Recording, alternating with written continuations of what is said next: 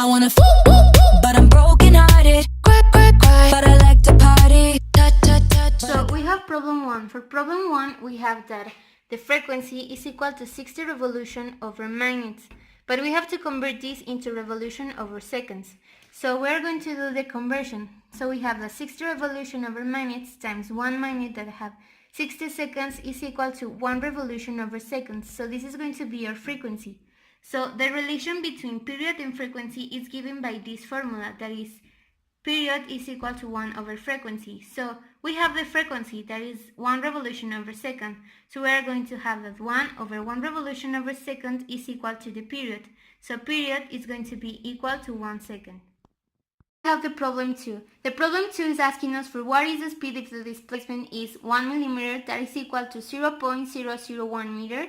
The problem gives us to the frequency that is equal to 300 Hz and the amplitude that is equal to 2.2 millimeters that we have to convert into meters. So we have that the amplitude is equal to 0.0022 meters.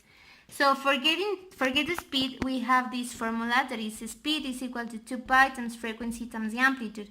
Why this formula? Because the problem gives us the frequency and the amplitude, and everyone knows how much is 2 pi. So we are going to have that speed is equal to 2 pi times 300 Hz times 0.0022 meters. So we are going to have that speed is equal to 4.1469 meters over seconds. So this is going to be our speed. So now we have problem 3. The problem 3 is asking us for the work the compression force on the spring performed and the potential energy acquired by the spring. So the problem gives us distance in millimeters that we have to convert into meters and give us constant. So the first thing that I'm going to get is the potential energy. For potential energy, I'm going to use this formula that says potential energy is equal to constant times distance to the square times 1/2. So I'm going to get that potential energy is equal to the constant that the problem gives us times the distance that the problem gives us, and we convert into meters to the square times 1/2. So I'm going to get to the potential energy for this problem is equal to 0.116375 joules. So now I'm going to get the work. For the work, I'm going to use this formula that says work is equal to force times distance. But we don't have the force, so we are going to get the force first. For force, I'm going to use this formula that says force is equal to constant times distance, because we have both of them. So I'm going to get that the force is equal to the constant that the problem gives us times the distance that the problem gives us. So we are going to have that the force is equal to 6.65 newtons. So now I can use the formula for the work that says work is equal to force times distance. So we have that the work is equal to the force that we get here times the distance that the problem gives us. So we are going to have that the work is equal to 0.2329 joules. Problem 4. The problem 4 is asking us for the speed of a transverse wave along the wire. The problem 4 gives us the length that is equal to 0.5 meters, gives us the mass that is 0.5 kilograms, and the force tension that is equal to 100 newtons. For to get the speed of a transverse wave, we are going to use this formula that is force tension over mu square root is equal to the velocity. We have the force tension that the problem gives us that is 100 newtons, but we don't have mu. So first thing that we have to do is to get the mu. For get the mu, I'm going to use this formula that is mass over length. We have mass and we have length. So the mu is equal to 0.5 kilogram over 0.5 meter. So the mu is equal to 1 kilogram over meter. So now I can use the formula for speed. So we have that force tension that is 100 newtons over 1 kilogram over meter, that is the mu. A square root is equal to the speed. So the speed of the transverse wave along the wire is going to be 10 meters over seconds. Problem 5. The problem 5 is asking us to find the mass of a 4-meter rope. The problem 5 gives us the force tension that is equal to 300 newtons, the velocity that is equal to 150 meters over seconds, and the length that is 4 meters. This problem is about the wave, and the problem gives us the speed of wave that is equal to 150 meters over seconds. So the propagation speed of a wave is going to vary depending on the medium. If the propagation medium is a rope, like in this case, we have a formula to get the linear density. That is this one, that is mu is equal to mass over length. But this problem is asking us for get the mass. So we have to clear this formula for get the mass. So we have that mu times length is equal to mass. But we don't have the mu. So we have to get the mu with this formula that is force over velocity squared. So we have that for this problem the force is 300 newtons and the velocity is equal to 150 square.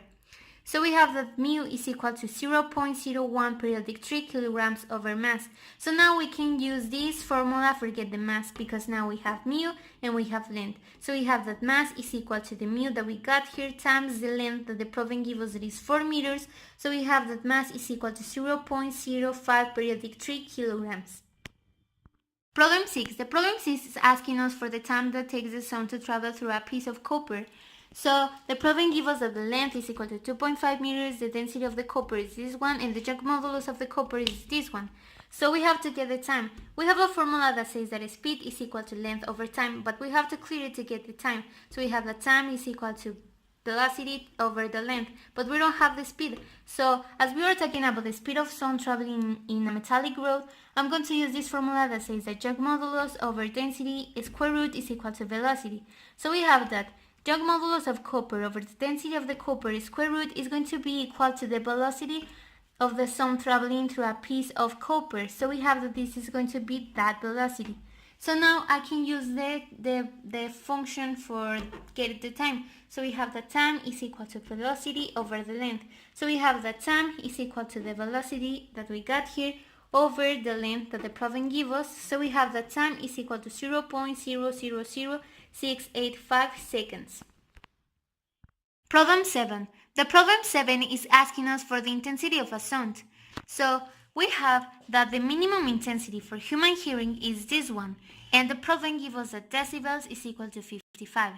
We have a formula to get the intensity in decibels, like in this problem, that is this one, but we have to clear it for get the intensity of the sound. So we have that the minimum intensity for human hearing times the decibels over the logarithm times 10 is equal to the intensity. So we have that the intensity is equal to the minimum hearing for humans times the decibels, that is 55 in this problem, over the logarithm times 10. So we have that the sound intensity in this case are going to be this one. Problem 8. The problem 8 is asking us for the frequency that a car has when first it comes closer to a person and then when it goes away from the person. So the problem gives us the emisser frequency, that is this one, the speed of sound through the air, that is this one, and the speed of the emissor, that is this one, but we have to convert into meters over seconds. So we are going to have that this is the speed of the emissor. So we have a formula for getting the frequencies when the sound is moving. That is, observer frequency is equal to the frequency of the emissor times the speed of the sound over the speed of sound plus minus the speed of the emissor. When we are going to zoom and when we are going to rest, we are going to zoom when the car is moving away from the person in this case, and we are going to rest when the car is approaching to the person in this case. So first we are going to get the frequency when the car is moving away. So we have the observer frequency is equal to the frequency of the emissor that the problem gives us, and this one, times the speed of sound through the air, that is this one, over the speed of sound through the air, plus, because the car is moving away from the person, the speed of the emissor. So we have that the frequency when the car is moving away from the person is equal to this one.